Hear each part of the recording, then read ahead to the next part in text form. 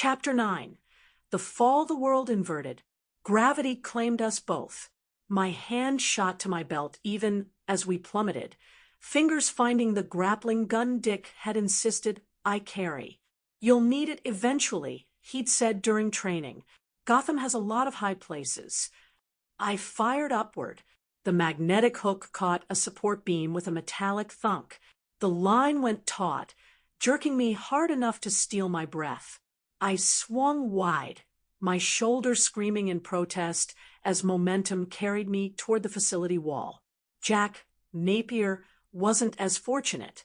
He hit the vat below with a splash that echoed through the cavernous space.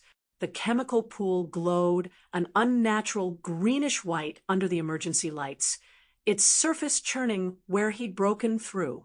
Caustic fumes rose in lazy spirals, burning my throat even from 20 feet away. I managed to catch a lower catwalk with my free hand, hauling myself up onto the grated metal. Every muscle in my body protested. Below, the chemical soup bubbled and frothed. "Renee!"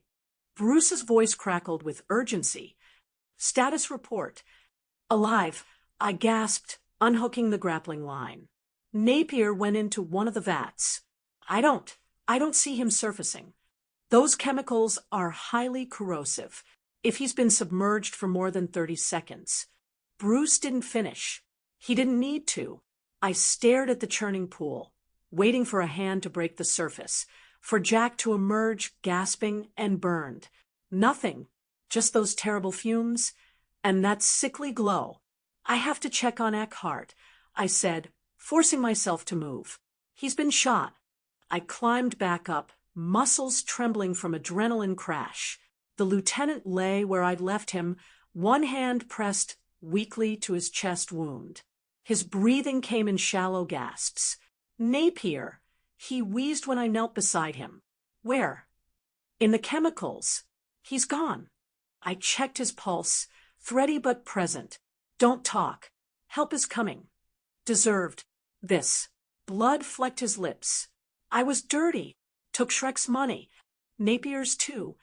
Save your strength for your confession to Gordon." I pressed harder on his wound, trying to stem the bleeding. The dream angels whispered inside me, offering to heal, to reach into reality and unmake the bullet hole. I ignored them. Bruce was right about costs I didn't understand. Footsteps rang on metal stairs. Flashlight beams cut through the darkness. "GCPD, whoever's in here, show yourself." Commissioner Gordon's voice. I looked down at Eckhart, at the blood on my gloves, then toward the exit Bruce had mentioned earlier. Staying meant questions I couldn't answer, explanations that would expose everything. "I'm sorry," I whispered to the dying man, then ran. Behind me, Gordon's people found Eckhart. Their shouts followed me through the chemical plant's bowels as I navigated by memory and Bruce's guidance. I emerged 3 blocks away, chest heaving, costume splattered with Eckhart's blood and chemical residue. "Get out of sight," Bruce ordered. "Change clothes. There's a cache 2 buildings north, the old foundry. Red door, 3rd floor." 20 minutes later, I walked toward the plaza in jeans and my burgundy sweater, just another bystander drawn by the commotion. Police had cordoned off Axis Chemical. Ambulances clustered near the entrance, lights painting the night in urgent reds and blues. I spotted Selina Kyle at the edge of the crowd, her charcoal coat wrapped tight against the December wind. Even in crisis, she looked composed. Beautiful. My heart did that stupid flutter thing it had been doing since we met. "Renee." She turned as I approached, relief flooding her features. "Thank God. I was hoping you'd gotten clear of the plaza attack." I was covering the story. I said, the lie smooth from practice. Shrek insisted I file police reports, as if that's what assistants do." Her jaw tightened, though after someone tried to kill him tonight, maybe paperwork is the least of his concerns. An ambulance pulled away, siren wailing. Through its windows, I glimpsed Eckhart's pale face. Still alive.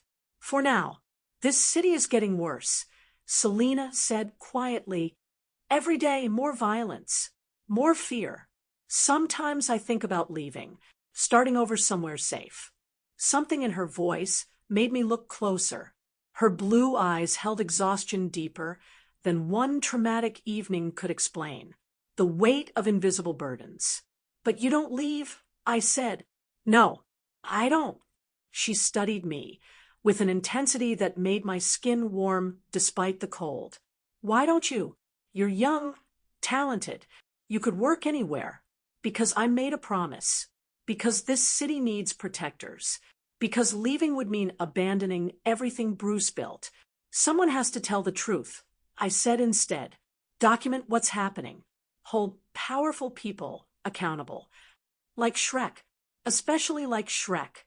Selina's lips curved in a smile that was part admiration, part something else, something hungry. That coffee we shared. I haven't stopped thinking about it. My breath caught. Me neither. Tomorrow night. Dinner, not coffee. Somewhere away from all. She gestured at the chaos around us.